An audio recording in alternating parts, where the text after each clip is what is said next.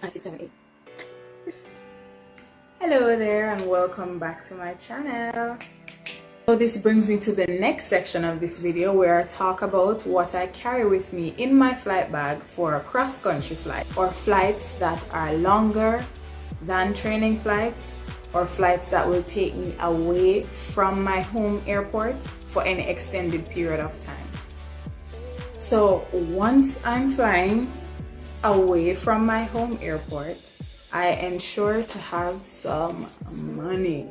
Okay, always have money with you, but especially on flights that take you away from your home airport, right? Because anything could happen.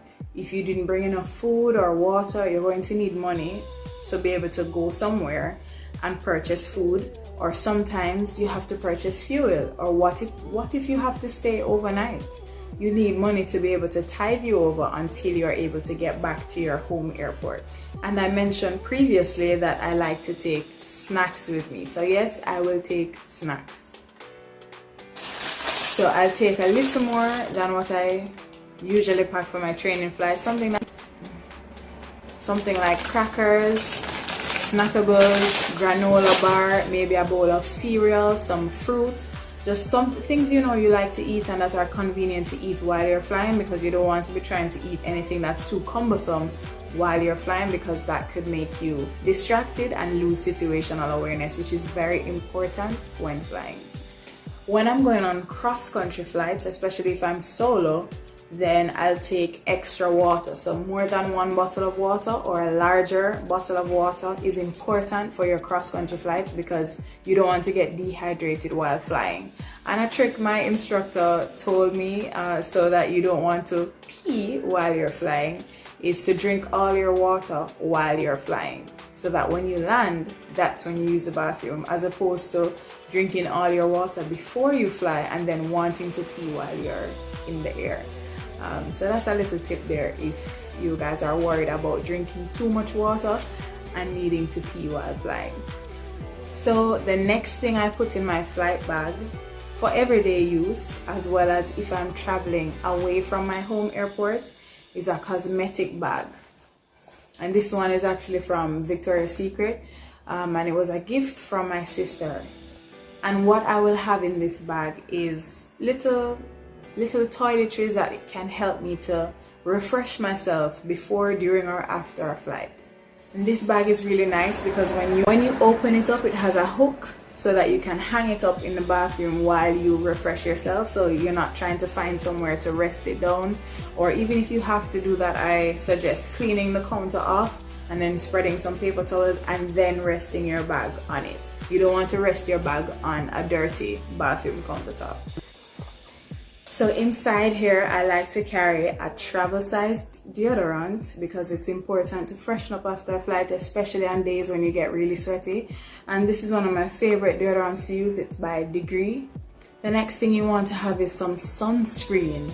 People tend to forget about sunscreen, and this one is the Ultra Sheer Dry Touch by Neutrogena.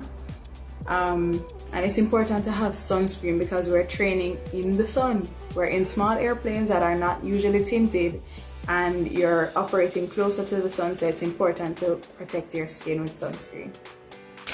I will also carry wipes in here, tissue, and I'll carry feminine products as well, especially if it's close to that time of the month. So I'll have tampons, anti-shields, and possibly a pad. And even if it's not close to my time of the month, a friend could need it, so it's important to have it as well. And more along the female side, and you could also carry an extra pair of underwear as well. These are from Pink and they're cotton, which is important for when you're training because you want to wear breathable underwear. And I also have an extra bra. It's also from Pink. My name is Pink. My name is Pink, so hey, why not buy stuff from Victoria's Secret Pink? But yeah, an extra bra is also good to carry. You can also carry an undershirt, and it might sound like a lot, but if you roll these things down properly, you can see that they'll be small enough so that they can fit into your bag. And I have a separate video called Hygiene Tips for Pilots where I talk about exactly how to refresh yourself after a flight so that you're not so sweaty and gross feeling, because to be honest, you can get really gross and grimy feeling after having a training flight or just having a long flying day. So I'll have that video in the description box or linked somewhere for you to take a look. And the last thing I like to take with me on longer flights is actually a sweater, and this one once again is from Pink. My name is Pink, so it just makes sense to buy things from Pink. So a sweater, a hooded sweatshirt is good to have, because if you get stuck at an FBO and you're cold, you want to have something to make you a little bit comfortable. So I recommend a sweater or a scarf, or maybe even some extra socks to keep you warm until you get to leave and go back to your home airport. A sweater is also good for night flights because the temperature is lower at nights and you could get cold, right? So you want to be prepared for those eventualities. So did I leave anything out? What's in your flight bag? Leave it in the comment section below and let me know. So right here, I won't open it out too much to show you, but I have my valid second class medical. Is it a second class? Tell me I remember what class of medical I hold.